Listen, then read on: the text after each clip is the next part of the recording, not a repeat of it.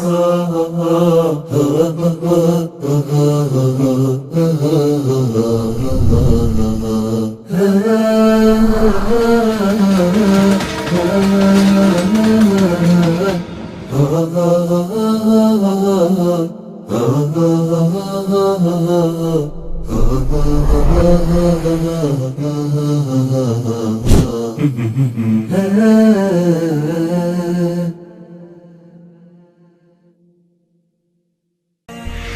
العلا سيروا شباب الأمة وتكاتفوا ليلوح فجر أجمل وتسابقوا للمكرمة وحلقوا بسمائها طرا وخيرا أمنوا. بسم الله الرحمن الرحيم، الحمد لله والصلاة والسلام على أشرف خلق الله. حياكم الله وبياكم مستمعين الأفاضل المشاهدين الكرام في حلقة جديدة من برنامجكم ساعة شباب. هذا البرنامج الذي يأتيكم بالساعة 4 تماما من كل أسبوع، من كل خميس. حياك الله يا عبد الرحمن، يصحب افتقد المستمعين. عبد الرحمن حياك الله أخوي عبد الرحمن. أهلا وسهلا بك عبد الرحمن، وجدد الترحيب بالسادة المشاهدين في كل مكان، ونذكر أننا في صدد استقبال أسئلتكم واستفساراتكم ومشاركاتكم عبر الأرقام الظاهرة أمامكم في الشاشة أو عبر صفحتنا على الفيسبوك شبكة سلام الإعلامية. مستمعين الأفاضل مشاهدينا في كل مكان، وإلى أول فقرات هذا البرنامج وجلسة سمر.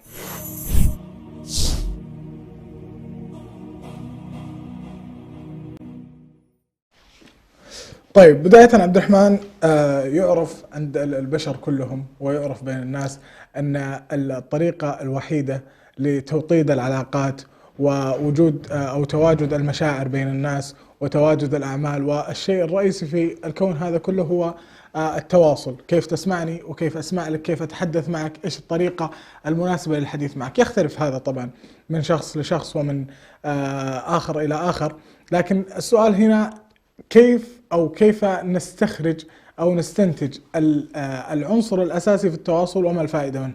يعني نقدر نقول أنك أنت تتواصل كل يوم، يعني ما في إنسان يقوم من النوم إلى ما يرجع ينام وهو ساكت، ولازم أنه بيتكلم مع الأهل القوم المخالطون له في المنزل، أو أنه يتكلم مع أصحابه، أو أنه على أقل تقدير إذا ما حوله أحد، إذا طلع مثلا البقالة أو طلع يفطر أو يتغدى أو كذا، بيصير يتواصل مع البشر في كل مكان. هذا الموضوع عبد الرحمن نقدر نقول ما الفائدة من التواصل بشكل عام؟ والله التواصل عبد الرحمن موضوع مهم. دعنا أيضا يعني نقلص هذا الموضوع ونجعله بإطار شبابي بحت، والتواصل بين الشباب ومجتمع الشباب. خلينا نقول أول شيء التواصل ناشئ من كلمة يعني عامة، ألا وهي الاجتماعية. نعم. الإنسان بطبيعته اجتماعي، وخلق الله عز وجل آدم، ولما استوحش آدم خلق الله من ضلعه زوجته حواء، وقال يعني ايش الفائدة من هذه الخلق؟ انه آدم استوحش في الجنة، فطلب من ربه ان يجعل من ضلعه طلب من ربه هذا الطلب، فاستجاب الله عز وجل وخلق من ضلعه حواء. هذا الموقف يجعلنا يعني نقول انه من نعم الحياة الا هي التواصل والاجتماعية. وخلينا لو زي ما تقول ركزنا على موضوع الشباب، ما هي الفائدة من التواصل؟ خلينا نبدأ بهذا المحور. هو زي ما قلت الإنسان كونه يعني ما يستطيع أنه يعيش لوحده، ولذلك ما سمي الإنسان إلا لأنسه. كثير يقول ما سمي الإنسان إلا لنفسه، وهي لأنسه، ولا القلب إلا أنه يتقلب. فلما كان أنه يجب على الإنسان أنه يتواصل مع الناس ويتحدث مع الجميع، لهذا بحد ذاته فائدة محضة. صحيح. أنه يتكلم، أنه يخرج ما في قلبه، أنه يتواصل مع الجميع. أنت تحتاجه، هو حاجة وهو رغبة وهو شعور. ففوائدها كثيرة. لكن دعني أقول يا عبد الرحمن، هل التواصل آداب؟ هل لازم يعني توجد شروط وأحكام للتواصل مع جميع طبقات المجتمع؟ هل يختلف هذا مع شخص لآخر، مع طبقة لطبقة مختلفة؟ لا شك عبد الرحمن، التواصل له آداب كما لكل شيء آداب. وآداب التواصل أن يكون كلامك لينا هينا سهلا، أن تخفض الصوت مع من هو أكبر منك، أن تستلطف في الكلام، وتراعي الفرق العمري بينك وبين الأشخاص الآخرين. حتى أيضا مع الأطفال تراعي أنهم صغار ويعني يعاملون بشكل مختلف. في من هو في نفس عمرك تحترمهم احتراما، لا ما تشوف نفسك عليهم، حتى لو كنت في منصب أكبر من منصبهم كونك تعاملهم بشكل سيء هذا شيء دليل على أنه أنت عندك مشكلة في التواصل مع الناس. وغالبا ما تجد الشخص الذي عنده تواصل جيد مع الناس أو مع المجتمع الذي حوله غالبا تجده محبوب، لأنه كلامك هو من يحبب الناس فيك. شكلك الخارجي يحبب الناس فيك المرة الأولى، المرة الأولى فقط، الوهلة الأولى. أما بعد فترة من الزمن لن يهتم الناس لشكلك ولا لمظهرك ولا لمنصبك ولا سيهتم الناس لطريقة تعاملك معهم. والتواصل من أهم أسباب يعني جذاب الأشخاص إلى بعضهم البعض. وفي هذا أذكر أني قرأت تغريدة بالأمس يقول لك حسن المظهر سيحدد دخولك في علاقة مع شخص آخر. نعم. لكن العقلانية ستحدد الاستمرارية. والعقلانية طبعا أي نعم ما تقدر أصلا تظهرها إلا أنك تتواصل مع الآخرين. خلينا نبدأ في أدب التواصل مع الجميع عبد الرحمن، ونبدأ بداية بأدب التواصل مع الله سبحانه وتعالى. كيف الإنسان له أن يكون مؤدب أدبا تاما في التواصل مع الله سبحانه وتعالى؟ طبعا أنت ما تعامل الناس سواسية ولا تعامل رب الناس كالناس. صحيح. أنت لازم أنك يعني تترفع في معاملة البشر وتتذلل في معاملة الله سبحانه وتعالى. يجب أنك تخضع له وتخنع وتدعوه ويعني تكون معه عفوا في الرخاء والشدة. صحيح. أذكر والدي يقول من آداب طبعا أهم وسيلة للتواصل مع الله عز وجل هي الدعاء. الله عز وجل يحث المسلمين على الدعاء، وأحث أنا أيضا يعني إخواني الشباب وأنا أولهم أنه يعني طبعا ثقافة الدعاء غير موجودة بين الشباب. يعني تلقى غالبا تعلق البشر بربهم تلقاه في أواخر المراحل العمرية، يعني بعد ما يصل سن 40 أو بعد ما تصبح عليه مسؤوليات، بينما الشباب غالبا تلقاه لاهي في الدنيا ونسي هذا السلاح العظيم. خلينا نرجع لموضوع عبد الرحمن، موضوع التواصل. أذكر والدي يقول لي أنه من أدب أو من أهم أسباب إجابة الدعوة هي أيضا تدخل في أدب التواصل مع الله عز وجل أن تبدأ دعائك بالحمد لله والثناء عليه والشكر له وتثني على ربك سبحانه وتعالى، ثم تطلب طلبك، ثم تختم هذا الدعاء بالصلاة على النبي صلى الله عليه وسلم. هذه الطريقة في التواصل مع الله عز وجل هي من أعظم أسباب إجابة الدعوة، أنك أنت تبدأ بالثناء ثم تطلب طلب، ألا وهو من الأسباب التي طلبها الله عز وجل منك أنك تطلبها منه. وأيضا لدينا خاتمة الصلاة على النبي صلى الله عليه وسلم. فبالتالي هذه من أهم أسباب إجابة الدعوة ومن أعظم ما يتواصل به مع الله عز وجل. نعم. ويعرف أصلا أن هذا هو أسلوب التواصل بين البشر مع قادتهم أو ملوكهم. يعني تجد الشاعر إذا دخل على ملك أتى بقصيدة لم يأتي بها أحد قبله، يعني ما يجيك يطلب على طول، هو أصلا جاي للطلب. يعني ليس كلهم لكن منهم كثر في هذا، ومنهم متنبي أيضا. فيدخل على الملك أو يدخل على الرئيس ويبدأ يسرد في قصيدة يأتي فيها بمزايا الملك بما فيه وما لم يكن فيه. صحيح. ثم بعد ذلك يطلب، ثم أيضا يختم القصيدة أيضا بالثناء والشكر وما إلى ذلك. جميل. فالأولى لك أيها العبد أنك لما تقدم على الله سبحانه وتعالى أنك تأتيه بأفضل أسلوب وأحسن كلام. طيب. فتثني عليه بما يحب وتحمده وتشكره ثم تطلب ما لديك. طيب نرجع إلى البشر. دعنا ندخل في موضوع أو في محور آخر، وهو التواصل مع الوالدين والأقارب بدائرة أضيق. عبد الرحمن ما رأيك في هذا؟ نعم. أدب التواصل مع الوالدين خصوصا داخل دائرة الشباب موضوع معقد قليلا. تجد أن الشاب في هذه المرحلة بالذات لا يعرف كيف يتعامل مع والديه، تجد عنده حرب نفسية داخلية بين إثبات نفسه والاستقلالية بذاته وبر الوالدين وإلى آخره. وبالتالي هذه المرحلة هي صعبة جدا، ولكن دعنا نفصلها يا عبد الرحمن بشكل يعني دقيق أكثر. خلينا نقول تواصل الولد قبل مثلا الزواج، قبل يعني هو ساكن معهم في البيت، كيف ممكن تتعامل مع والدتك، كيف ممكن تتعامل مع والدك. الطريقة تختلف، يعني أنت لا تحصرهم كلهم. يعني لا، الأدب والاحترام متبادل، أو عفوا الأدب والاحترام مشترك بينهم، ولكن طريقة تعاملك مع أمك يختلف تماما عن طريقة تعاملك مع أبوك. خلينا نبدأ بطريقة تعاملك مع والدتك. غالبا العطف والحنية تجاه الوالدة ومشاركتها همومك، مشاركتها أحزانك، مشاركتها طلباتك، يعني أنت طالع تسلم عليها وأنت داخل تسلم عليها. هذه أشياء تفرق مع أمك كثير، غير عن تعاملك مع والدك يا عبد الرحمن. ايش رايك؟ تقبيل الراس وتقبيل اليد واخفض لهما جناح الذل من الرحمة كما قال الله سبحانه وتعالى، من الأمور المحببة عاطفيا عند الوالدين. صحيح. ومن الأمور الواجبة عليك أنت أيها الإنسان. يعني إذا كانوا هؤلاء هم سبب وجودك في هذه الدنيا، فأنت يجب أن تتوخى الحذر في كل تصرف وفي كل تواصل وفي كل كلمة تخرج من لسانك. يجب أن تكون في قمة الأدب وغاية الأدب دينا لأن هذا واجب عليك، وعاطفيا وأخلاقيا لأن هذا من الأمور اللازمة على الإنسان البشري، لأن هذه طبيعة وفطرة. يعني من أحسن إليك من أحسن إلى الناس تستعبد قلوبهم، وقال كل ابن آدم لا عفوا إلى آخره. نعم. فلذلك أنت يجب أن تكون يعني باب شيء من رد الجميل وشيء من الواجبات المفروضة عليك. دعنا ننتقل إلى محور آخر عبد الرحمن، وهو التواصل مع المجتمع. صحيح. والمجتمع ذو طبقات عديدة ومختلفة، ما رأيك في هذا؟ التواصل مع المجتمع عبد الرحمن يعني ينقسم إلى أمور كثيرة ولها حيثيات و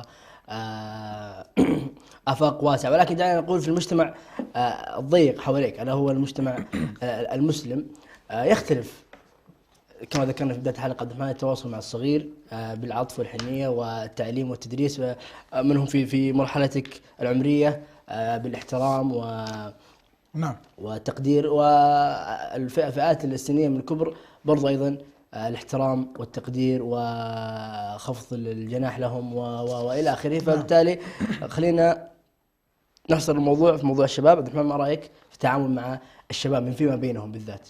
يعني هو غالبا ما يكون التعامل بين الشباب فيه نوع من الأريحية، فيه نوع من العفوية، لأن دائما يكونون بنفس العقليات، وإن كانت مختلفة آرائهم لكن يكونون في مجتمع واحد أو في صحيح. نطاق واحد ما يخرجون عنه، فدائما تلقى فيه عفوية. لكن ننبه هنا أنه لا تكون بذيئا، لا تكون فاحشا في الكلام. صحيح. إيش الحديث الوارد عن النبي صلى الله عليه وسلم؟ المؤمن ليس بالسباب ولا الطعان ولا الفاحش ولا البذيء. فلذلك أنت يعني كونك عفوي ما يسمح لك ولا يبرر لك أنك تكون بذيء ويكون لسانك غليظ ويكون لسانك سيء. صحيح. من باب المزح ومن باب الدعابة وكذا. يعني خلك دائما إنسان مهذب في كل مكان، وهذا كونك إنسان مهذب مع الدائرة المقربة لك يجعلك إنسان مهذب مع طبقات المجتمع، مما يجعلك مهذب بشكل عام. وثمار انك تكون شخص مهذب مع المجتمع، يعني لا تعتقد انه هذه امور واجبه عليك بدون اي ثمار لها. خلينا نتكلم بشكل ادق اكثر عبد الرحمن، ثمار التواصل بشكل مهذب مع المجتمع. نعم. سوف تجد لك قبول، سوف ينشر الله عز وجل لك القبول في الارض. ليش؟ لانك انت تعاملت معهم بشكل حسن. سوف تجد انه الناس تفتقدك في حال غبت، والناس تتشرف بك، عكس تماما الشخص السيء في التواصل او الشخص القليل الادب. تجد انه في كل مدخل وفي كل مخرج له تجد الناس تسبه وتلعنه والى اخره، وعلى الاقل تبغض وجوده. وتخيل انت يكون جلوسك او تكون الجلسه معك مبغضه او غير محبه لدى الناس، تخيل الشعور. نعم. بالتالي من ثمار التواصل المهذب مع المجتمع انك انت تكون محبب بينهم. ولها ثمره عظيمه ايضا انهم يذكرونك في حياتك وبعد مماتك، وكن رجلا إن أتوا بعده يقولون مرة وهذا الأثر. ويقول شوقي أيضا في هذا: فارفع لنفسك قبل موتك ذكرها، فالذكر للإنسان عمر ثاني. صحيح. دقات قلب المرء قائلة له إن الحياة دقائق وثواني. صحيح. لا عبد الرحمن، نقف عند هذا الحد وننتقل إلى فقرتنا الثانية ألا وهي حول العالم. مستمعينا الكرام، فاصل قصير ثم نعود إليكم.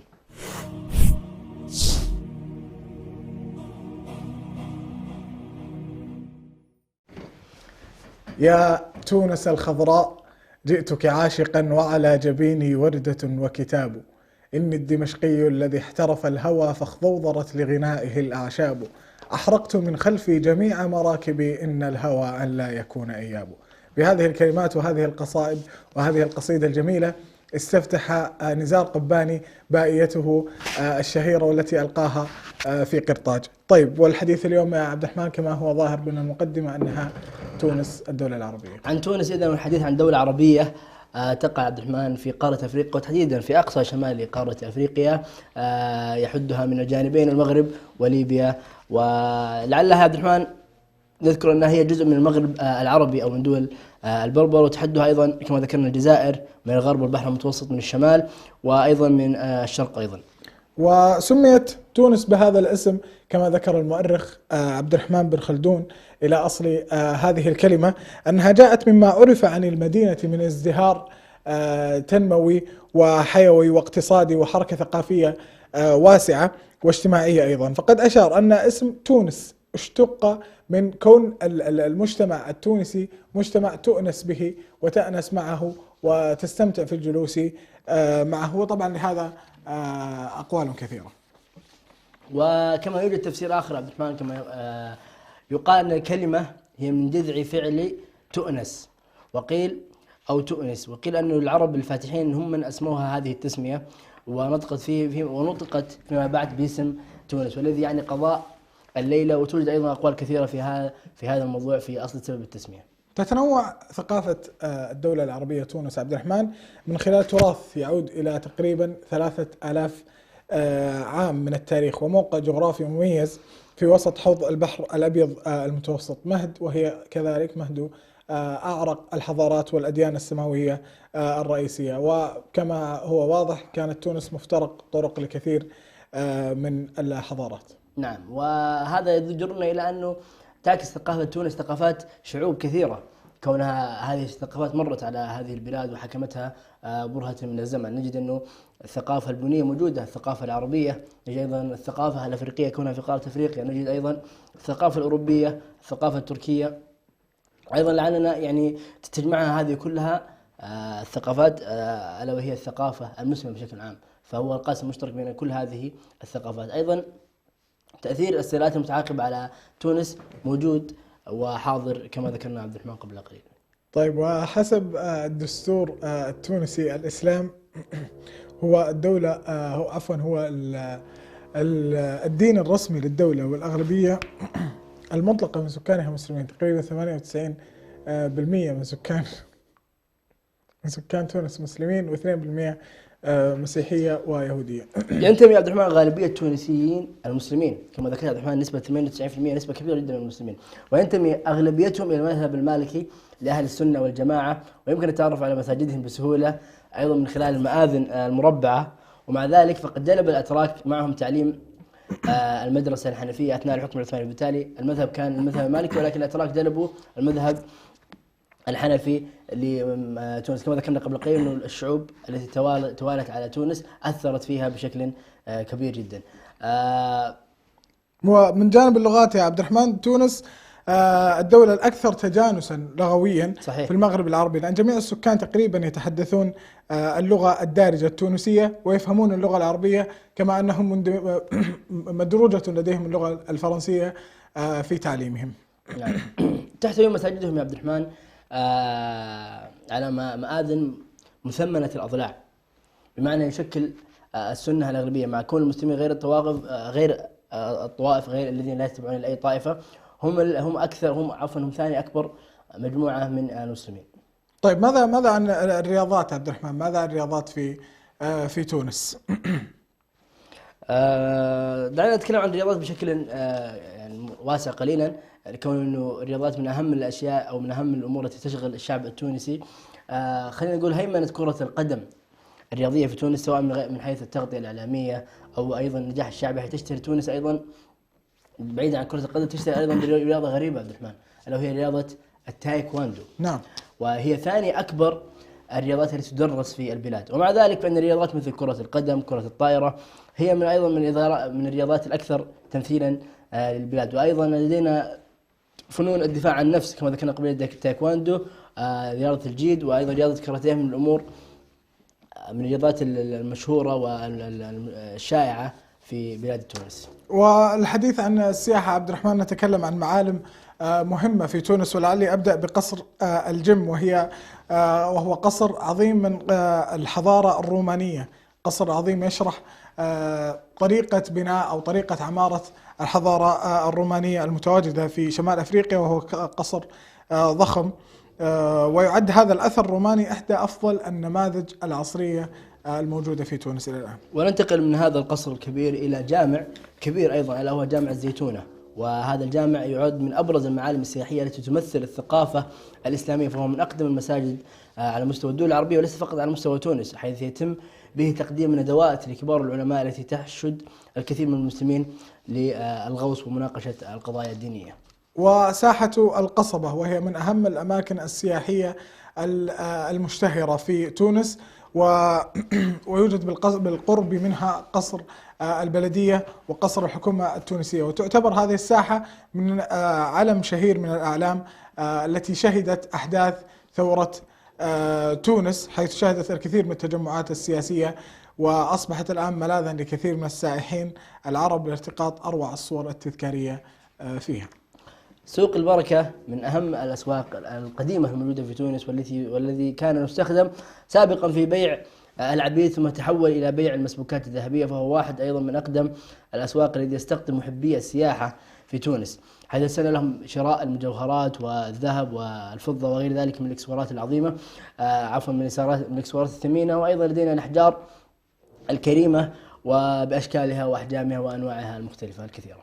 شاطئ المرسى، ويمتلك شاطئ المرسى مقومات طبيعية جميلة كالرمال النظيفة والرمال الناعمة، ويأتي إليه العديد من الزوار خاصة أيام الصيف من المجموعات العائلية حتى يستمتعوا بالرياضات المقامة هناك. ويذكر أيضا كما هو مشهور أنها تقام كثير من المسابقات الرياضية في شاطئ المرسى.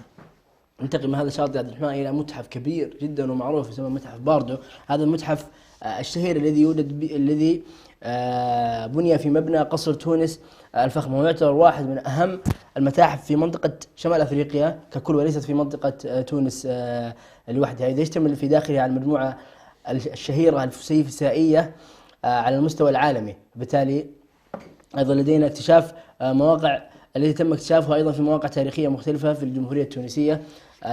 هذه خلينا نقول التجميعة الشهيرة الفسيفسائية موجودة في هذا المتحف وفي متاحف قليلة حول العالم. نعم، ومنها إلى دار ابن عبد الله التي تعتبر بمثابة قصر ومتحف تونسي مهم، يعرض أو يضم كثير من التحف والآثار التاريخية والأعمال التي تعبر عن حياة التجار العثمانيين الأثرياء ممن أقاموا في تونس آنذاك. السوق المركزي عبد الرحمن، ونختم بهذا. السوق المركزي هو سوق قديم جدا، تأسس في عام 1891. هذا السوق الذي يشتمل على مجموعة من المحال التجارية والأكشاك المتخصصة في بيع مختلف المواد الغذائية، وبالتالي هو سوق مستخدم إلى هذه اللحظة من عام 1891 ويذهب الناس إليه، وكل التونسيين يعرفون هذا السوق إذ أنه سوق مشهور وكبير جدا. طيب جميل. تونس دولة عريقة والحديث فيها لا ينقضي، لكن دعنا نكتفي بهذا القدر عبد الرحمن، ونذهب وإياكم أيها المشاهدين الأفاضل في كل مكان إلى فاصل قصير ونعود إليكم، فابقوا معنا. أجمل وتسابقوا للمكرمات وحلقوا بسمائها ضرا وخيرا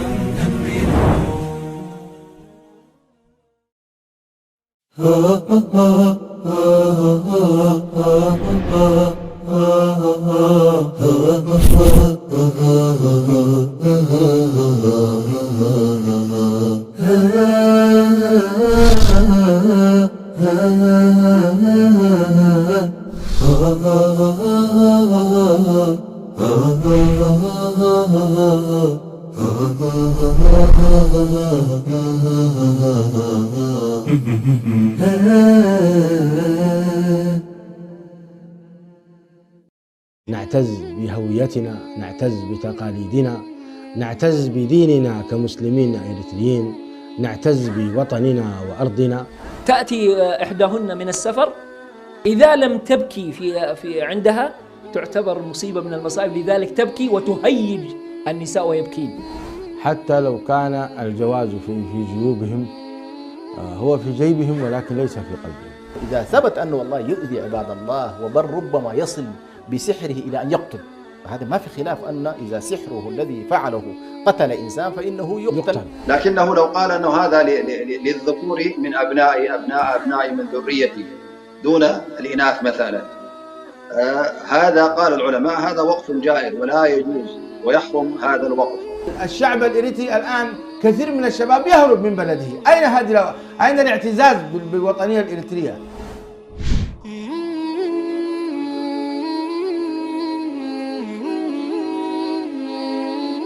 أبدأ بسم الله الرحمن وبالرحيم دائم الإحسان، فالحمد لله القديم الأول والآخر الباقي بلا تحول.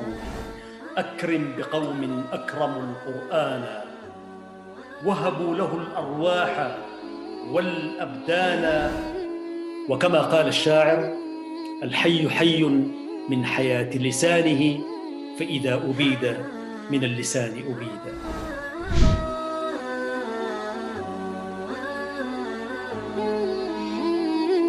اعلم كما ورد في الأثر بأن الله عز وجل يعطي هذه الدنيا لمن يحب ومن لا يحب، ويعطي الآخرة لمن يحب.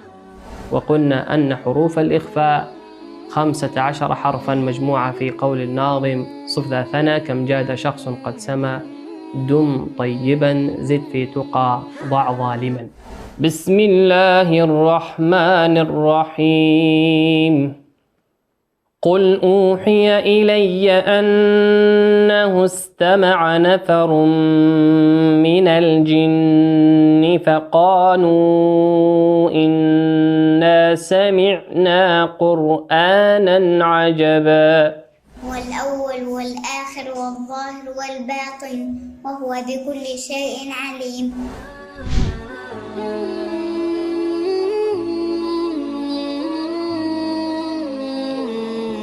الأسرة تلعب دور كبير جدا في حفاظ وتوريث الهوية الإسلامية والوطنية بالتحديد أيضا لأبنائها. الهوية الإسلامية موجودة، ولكن للأسف الهوية الإريترية أو الهوية الوطنية أمست. إنما أصبح الطلاق الآن تحت مظلة الزواج، أصبح هناك طلاق داخل بيت الزوجية. الطلاق النفسي والطلاق العاطفي هو الأكثر انتشارا في الواقع الحالي مع الأسف الشديد. إنه المتطوع نفسه ما يكون فاهم رسالة الجمعية أو العمل التطوعي اللي هو بيشتغل فيه. الأسرة الإريترية في الخارج كيف تحافظ على نجاحها وسعادتها في ظل الغرب مثلا؟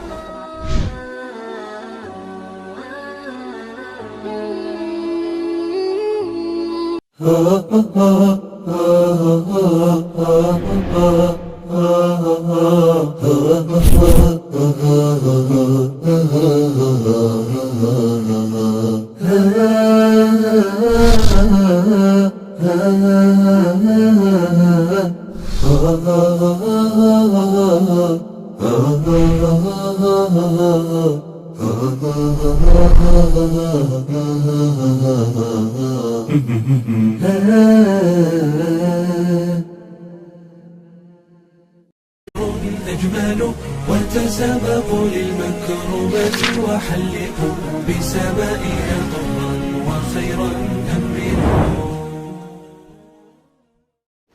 حياكم الله مشاهدينا الأفاضل الكرام، عدنا لكم بعد هذا الفاصل القصير. مستمعينا الكرام مشاهدينا الأفاضل، ننتقل وإياكم إلى آخر فقرات هذا البرنامج وسبورتس.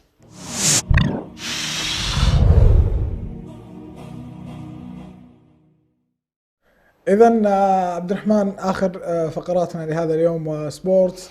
دعنا نبدأ اليوم بشكل مختلف عن العادة، ونبدأ بالدوري السعودي، ونسأل عن انتقال اللاعب محمد كنو المحور من فريق الهلال إلى فريق النصر. ضجة إعلامية حول هذا اللاعب وأسئلة كثيرة. هل بعد ما يعني كثير من الصحف تقول أنه حصل على آسيا وحصل على الدوري وشبع من البطولات، الآن يبحث عن المال فذهب إلى النصر، هل هذا صحيح أو أنه انتقال فني، أو ما رأيك في هذا؟ والله دمعي الآن ما تأكدت انتقال أو ما تأكد انتقال الكابتن محمد كنو إلى النصر، ولكن أغلب الأخبار والمصادر المعروفة الموثوقة تقول هذا الكلام أنه سوف ينتقل إلى النصر. وهذه انتقال طبعا صعب جدا على قلوب مشجعي نادي الهلال، حيث أنه الغريم التاريخي لنادي الهلال هو نادي النصر. أنا أعتقد أنه الصفقة هذه زي ما ذكرنا عبد الرحمن مادية بحتة، كون أنه النصر يمتلك القوة المادية الضخمة جدا، وحتى الهلال أيضا يمتلك هذه القوة، ولكن الهلال وزع هذه القوة المادية على اللاعبين ككل، ولكن النصر حتى يغري اللاعب ويأتي به إلى فريق لابد أن يزيد على عرض نادي الهلال. وعلى العموم كما صرح المدرب الهلال وكما صرح أيضا محمد كنو، التركيز كله على مباراة اليوم، مباراة النهائي، نهائي السوبر السعودي. بعد هذا النهائي لكل حديث كما ذكر المدرب وكما ذكر أيضا اللاعب. طيب على هذا الصعيد عبد الرحمن، من أبرز الأسماء التي انتقلت من فريق إلى فريق غريم بشكل عام؟ والله عبد الرحمن على مدار التاريخ عندنا أسماء كبيرة جدا، ولكن دعنا نذكر آخر الصفقات. عندنا اللاعب بالمناسبة اللاعب كابتن أحمد الفريدي من أهم الصفقات اللي يعني انتقل من أكثر من فريق، انتقل من الاتحاد انتقل من الهلال إلى النصر إلى الاتحاد، ما أذكر الترتيب بالضبط، ولكن انتقل بين هذه الثلاثة أفرقة ويعتبر من أهم الصفقات. أيضا عندنا الكابتن سعود كريري كان في الاتحاد وانتقل إلى الهلال. عندنا أيضا الكابتن سعد الحارثي انتقل من الهلال إلى النصر. فبالتالي موجودة هذه على مدار التاريخ الانتقالات من فريق إلى آخر، وآخرها كما ذكرنا عبد الرحمن الكابتن سعود عبد الحميد. ويعتبر الاتحاد أيضا غريم تاريخي للهلال، كونه جمعتهم سنوات كبيرة كانوا هم في أعلى مراحل الدوري السعودي، وبالتالي أيضا سعود عبد الحميد يعتبر من الصفقات انتقلت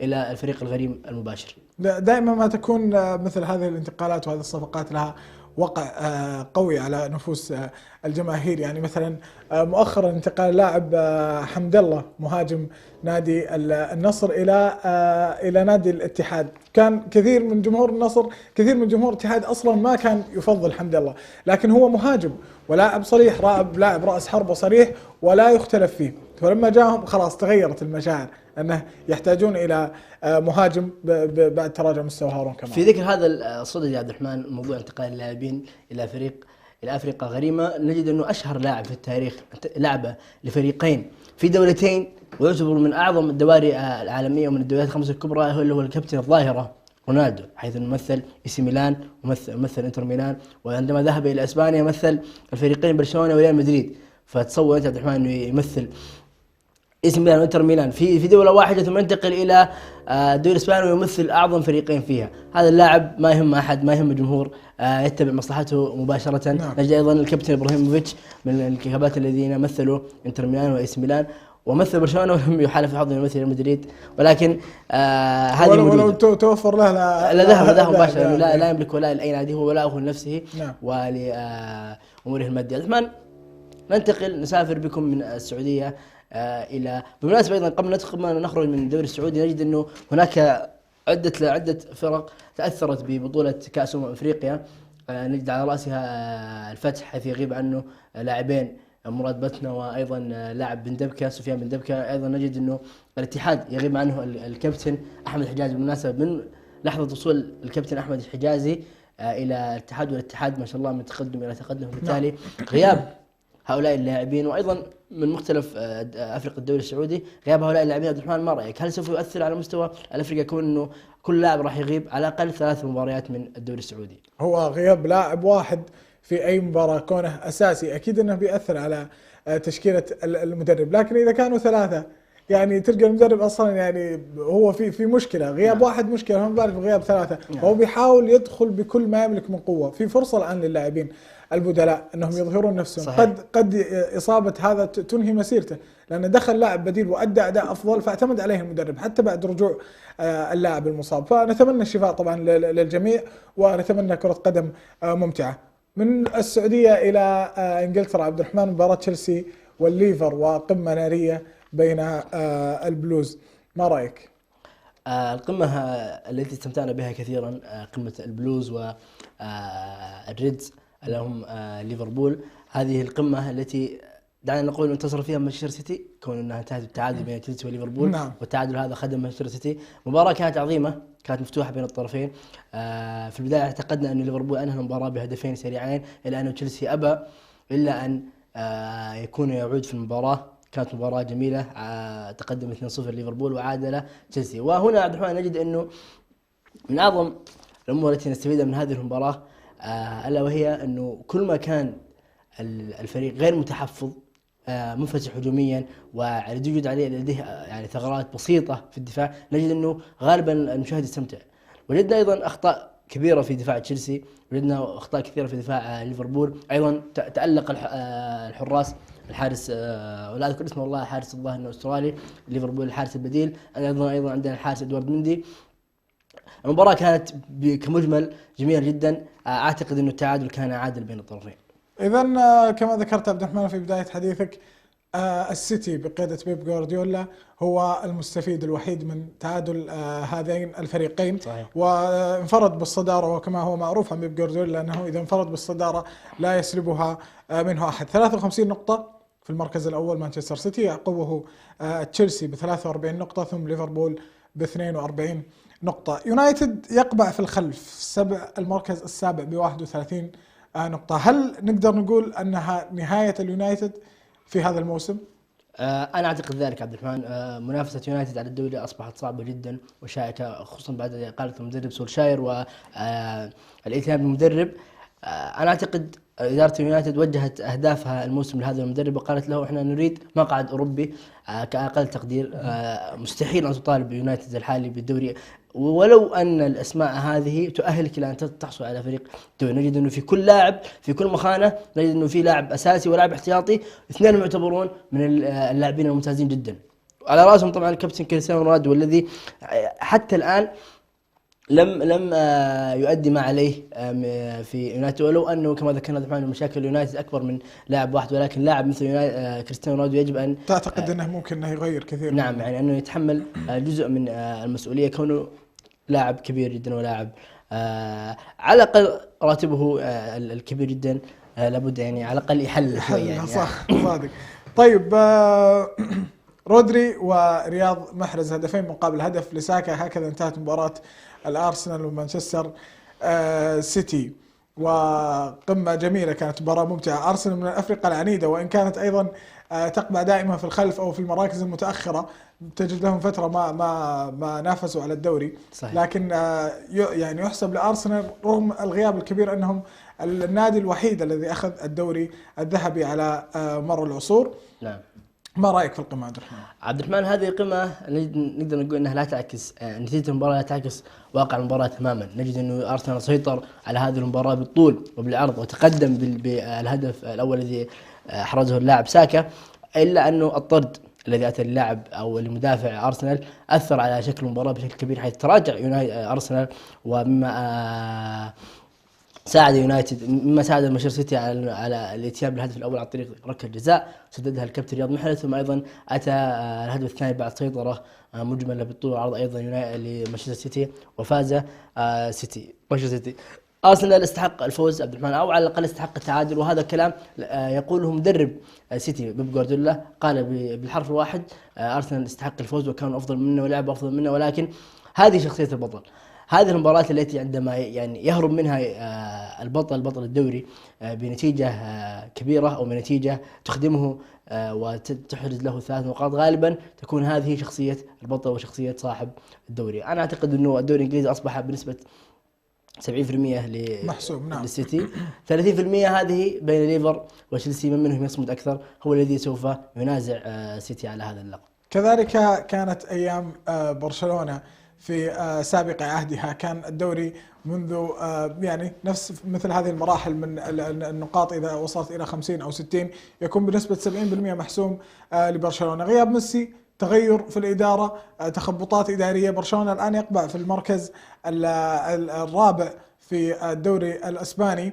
ونذكر أنهم لعبوا مباراة أمس في الكوبا ديل ري كأس ملك إسبانيا وفازوا، وهي مباراة من الدور 32 بهدف لعثمان ديمبلي الغائب عن التهديف والغائب عن اللعب أصلا، وهدف فيران مقابل هدف لدياز. برشلونة والتراجعات والسوء الإداري إلى أين؟ والله عبد الرحمن، برشلونة كما ذكرنا من بداية الموسم أو آخر موسمين كان برشلونة سيء، ولكن كان يخفي هذا السوء لاعبين وتألق لاعبين، سواء نتكلم عن ميسي، عن سواريز، عن تير شتيغن، قبل أن يأتي هبوط في مستواه. نجد أنه هذا السوء كان يغطيه هؤلاء اللاعبين، ولكن السوء عبد الرحمن منذ آخر بطولة حققها تشامبيونز ليج برشلونة اللي هي 2015، بعد ذلك استمر النزول بشكل تدريجي جدا، ولكن بان الفرق الواضح في مستوى برشلونة بعد خروج لاعب يسجل لك في الموسم 31 هدف 35 هدف، عندك لاعب آخر يسجل لك أقل شيء 20 هدف ميسي سواريز، بعد خروج نيمار أيضا. هؤلاء اللاعبين أنت كأنك خسرت هذا الكم الهائل من الأهداف، وإن كان يدخل كان في مرماك أهداف كثيرة. كنا نشوف برشلونة يخسر يعني يستقبل 3 أهداف ويسجل 5 أهداف، وبالتالي شايف الفرق. نعم. كان يغطي لك الهجوم الكبير. الآن ما في هجوم، وتراجع ايضا في المستوى الدفاعي. صحيح. دعنا نتكلم عبد الرحمن، نتكلم بشكل ايجابي نطمئن جماهير برشلونه انه اخر 5 مباريات تشافي او الفريق برشلونه بقياده تشافي فاز في 3 مباريات وتعادل في مباراتين، يعني ولا هزيمه في اخر 5 مباريات، وهذا مؤشر ايجابي. نجد انه تشافي لديه فكر، لديه ما يؤمل عليه مستقبلا، خلينا نقول ما يعني لا نرفع سقف الطموحات والتوقعات، ولكن ما يؤمل عليه لديه فريق جيد، لديه على الاقل ولدنا اسلوب لبرشلونه على ارض الملعب، لدينا صناعه فرص. انا اعتقد انه اعظم مباراه لعبها برشلونه اخر 5 مباريات هي مباراه اشبيليا، يلعب مع فريق كبير وادى هذا الاداء الكبير وكان هو الطرف الافضل وكاد ان يخطف نقاط المباراه. طيب ريال مدريد متصدر الدوري الاسباني ب46 نقطة، ولعلي بهذا الخبر أن أختم حلقتنا لهذا اليوم. عبد الرحمن، الشكر موصول لكم مشاهدينا ومتابعينا الأفاضل في كل مكان على حسن الاستماع والمشاهدة، والشكر موصول لك أخي عبد الرحمن. الشكر أيضا موصول لك أخوي عبد الرحمن ومشاهدينا الكرام. وصلنا وإياكم إلى ختام هذه الحلقة، وهذه الحلقة الجميلة عبد الرحمن بتقديمك ومزاملتك في التقديم. شاكر لك. أنس وصحاب في ساعة شباب، ترقبونا في نفس الموعد من كل أسبوع، والسلام عليكم ورحمة الله وبركاته. نحو العلا سيروا شباب الأمة، وتكاتفوا ليلوح فجر أجمل، وتسابقوا للمكرمات وحلقوا بسمائنا طرا وخيرا أملوا.